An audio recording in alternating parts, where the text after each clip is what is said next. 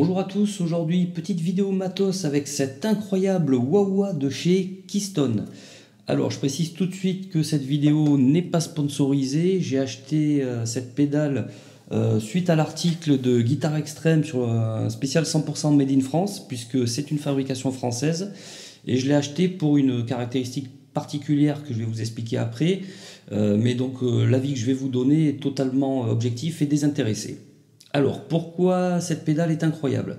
Elle est incroyable déjà en termes de sonorité, le signal est très pur, sans parasite, et elle fait également office de buffer, ce qui vous donnera un petit peu plus de place sur votre pédalboard. Ensuite, elle est incroyable également en termes de possibilités de paramétrage. Contrairement à une wah-wah classique type Set Crybaby, ou sur la plupart donc des wah-wah classiques, vous n'avez absolument aucune possibilité de paramétrage, vous n'avez qu'une entrée et une sortie.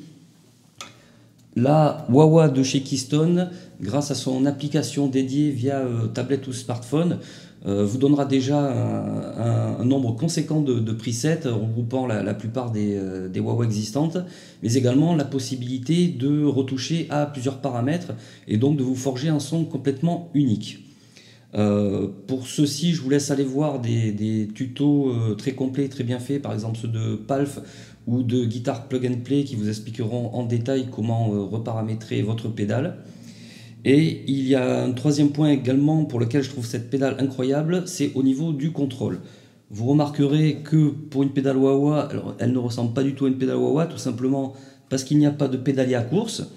Et donc vous avez deux possibilités, soit de la contrôler via une wah-wah classique, et la plupart des tutos que j'ai trouvés, dont ceux que je viens de vous citer, sont faits avec une pédale wah-wah classique, mais également vous avez une deuxième possibilité, chose caractéristique pour laquelle j'ai acheté cette pédale, c'est de la contrôler via une pédale d'expression, et cette utilisation m'a posé un petit problème, et c'est pour ça que je fais cette vidéo, je vais vous détailler ça. Comme je vous le disais, la caractéristique qui m'a décidé à acheter la wah de chez Keystone est le fait de pouvoir la contrôler par une pédale d'expression. Car mon but était de pouvoir contrôler simultanément deux effets avec la même pédale d'expression. Et donc il me fallait une pédale d'expression avec deux sorties. Il en existe plusieurs modèles. Je me suis décidé sur cette LEL Dual Expression. Et une fois le matériel reçu et branché avec mes câbles, ça ne fonctionnait pas. Donc j'ai dû contacter le fournisseur, Boutique ASIC notamment, Damien, que je remercie énormément pour sa gentillesse et son implication. J'ai contacté également Ambroise de chez Keystone qui m'a bien aiguillé sur le problème et surtout qui n'a pas hésité à répondre à mes mails pendant ses vacances. Et finalement l'EL qui a mis le doigt directement sur mon problème en me demandant quel câble jack j'utilisais. J'étais un petit peu surpris parce que pour moi un câble jack c'est un câble jack. J'ai un nombre assez conséquent de pédales qui fonctionnent toutes avec mes câbles.